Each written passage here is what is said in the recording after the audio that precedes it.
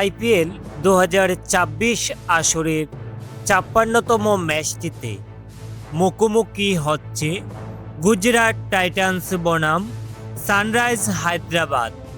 ১২ই মে বাংলাদেশ সময় রাত ৮টা এবং স্থানীয় সময় সন্ধ্যা ৭টা ৩০ গুজরাট ও হায়দ্রাবাদ মুখোমুখি হবে।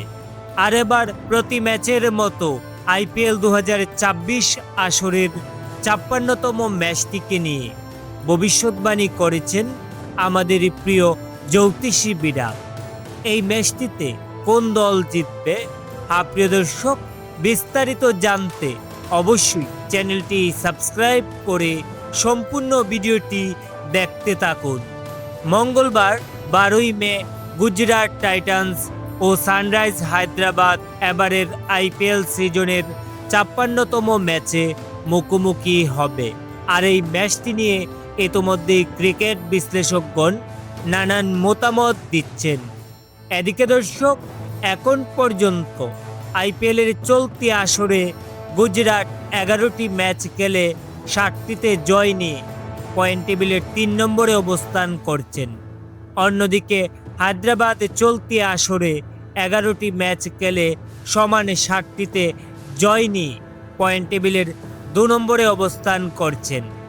এছাড়াও এই দু দলের অতীতের পরিসংখ্যান দেখলে জানতে পারি যে এখন পর্যন্ত আইপিএল ইতিহাসে দু দল মোট ৬০টি ম্যাচে একে অপরকে মোকাবেলা করেছেন।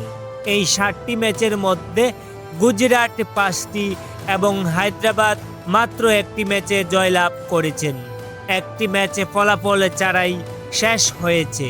আর তাই তো পরিসংখ্যানের দিক নিয়ে বিবেচনা করলে বোঝাই যাচ্ছে যে এই ম্যাচটিতে হায়দ্রাবাদের চেয়ে অনেকটাই এগিয়ে গুজরাট।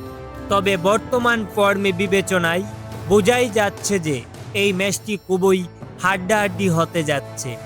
এদিকে দর্শক, আইপিএল ২০২৪ আসরের ৫৬তম ম্যাচটিকে নিয়ে জ্যোতিষী বিড়াল ভবিষ্যৎবাণী করলে জানতে পারি যে এই ম্যাচটিতেও গুজরাট টাইটান্সে জিততে চলেছে।